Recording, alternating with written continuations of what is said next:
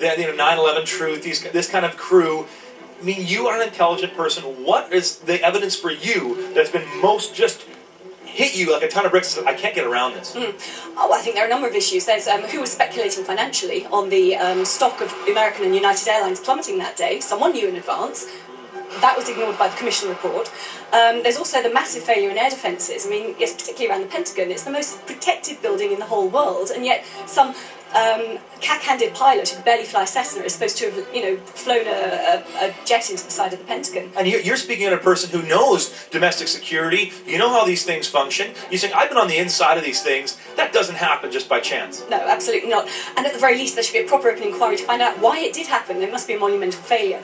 There's also as well what happened to the 3 towers in Manhattan that day as well. It wasn't just the Twin Towers that came down. It was Building 7 as well, which is a 47-storey skyscraper that appeared to suffer from controlled demolition. It imploded and fell in freefall time into its own footprint. Now that is very, very interesting. And a number of scientists have said it bears all the hallmarks of controlled demolition. And in fact, they might have used some high-tech explosive like nanothermite. There was a recent scientifically peer-reviewed paper that came out from Professor Niels Harrit at Copenhagen University stating just that. So there's this wealth of expertise from around the world. Another interesting campaigner is the leader of the Japanese opposition in the Senate.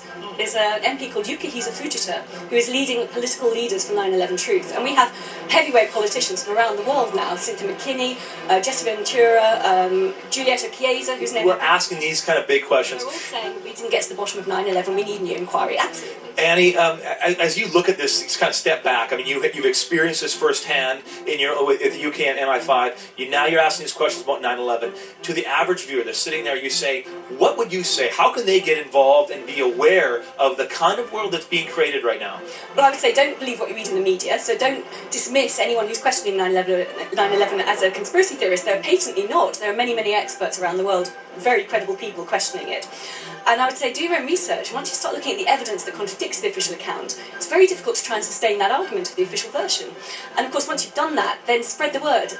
Tell your friends, your family, your peer group, get active, get on the street, get involved, because it's an amazing community of millions of people around the planet who are getting active again and taking a real interest in politics rather than feeling disempowered and turned off by the whole notion of getting political. And it's too important now. We're giving away too much of our democracy not to get political.